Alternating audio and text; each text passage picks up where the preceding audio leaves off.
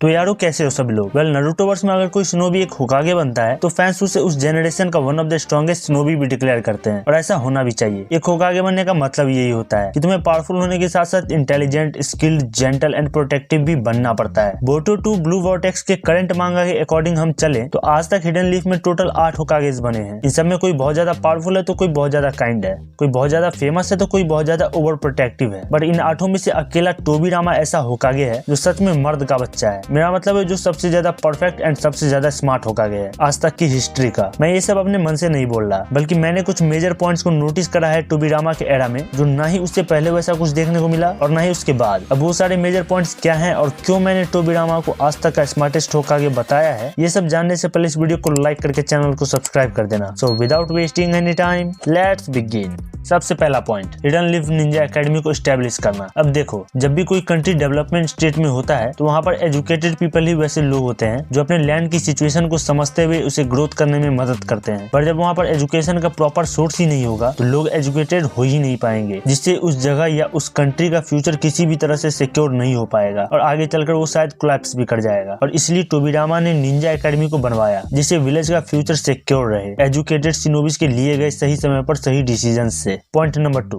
Police force. Police force को village के internal problems को सॉल्व करके सेफ्टी को आम लोगों के बीच सिक्योर करने के पर्पस से बनाया गया था, ताकि यदि कोई विलेज के अंदर लूटपाट या चोरी चकारी करता है तो पुलिस फोर्स इन्वेस्टिगेशन करके कल्प्रिट को अरेस्ट कर पाए। पुलिस फोर्स को उचिहा मैसेकर से पहले सिर्फ उचिहा क्लैन के मेंबर्स ही ज्वाइन कर सकते थे और ये रूल भी टोबिरामा ने ही बनवाया था, ताकि जिससे उचिहा क्लैन को उनकी रिस्पेक्ट मिल पाए, जिसके लिए उन्होंने इतना ज्यादा आज तक सफर किया था। और इसी तरह उचिहा क्लैन विलेज के पॉलिटिकल मैटर से भी जुड़े रह सकते हैं। बट उचिहा क्लैन ने आगे चलकर इस पोस्ट को एक अलग ही वे में डिसरिस्पेक्ट करना स्टार्ट कर दिया और आगे चलकर क्या हुआ वो तो तुम्हें पता ही होगा। Point number 3, Anbu and foundation division. जिस तरह लीफ पुलिस फोर्स विलेज के अंदर के प्रॉब्लम से डील करता था, उसी तरह आनबू ब्लैक ऑप्स के मेंबर्स विलेज के बाहर की मुसीबतों से लड़ते थे। ब्लैक ऑप्स को डायरेक्ट ऑर्डर मिलता था होकागे से, हालांकि उनका एक लीडर होता था जो ग्रुप को लीड करता था और बैलेंस प्रोवाइड करता था। ब्लैक ऑप्स किसी भी विलेज के बैकबोन की तरह होते हैं, जिसे टोबिरामा सेंजू ने ही स्टैब्लिश किया था। दूसरी तरफ टोबिरामा ने फाउंडेशन डिवीजन को भी क्रिएट किया था, ताकि ये ग्रुप हिडन लीफ के उन मिशंस को क्लियर कर सके जो आगे चलकर विलेज को नुकसान पहुंचा सकता है। ये कई हद तक आनबू ब्लैक ऑप्स की तरह ही है, बट इनका तरीका थोड़ा ज्यादा ब्रूटल होता है। फाउंडेशन को वही शिनोबीज ज्वाइन कर सकते हैं जिसमें या तो बहुत ज्यादा डार्कनेस भरी है जैसे ककाशी, या फिर जिसमें कोई फीलिंग्स हो ही ना और वो सिर्फ ऑर्डर्स को फॉलो करे जैसे कि साय। फाउंडेशन के मेंबर्स इतने ज्यादा ब्रूटली काम करते हैं कि इवन सीक्रेट्स छुपाने के लिए वो अपने विलेजर्स को भी मार सकते हैं। हालांकि फाउंडेशन डिवीजन के बारे में बहुत ही कम लोगों को पता है और इसका बेस ऐसी जगह पर था जहाँ कोई ब्याकुगान से भी इसे ढूंढ नहीं सकता।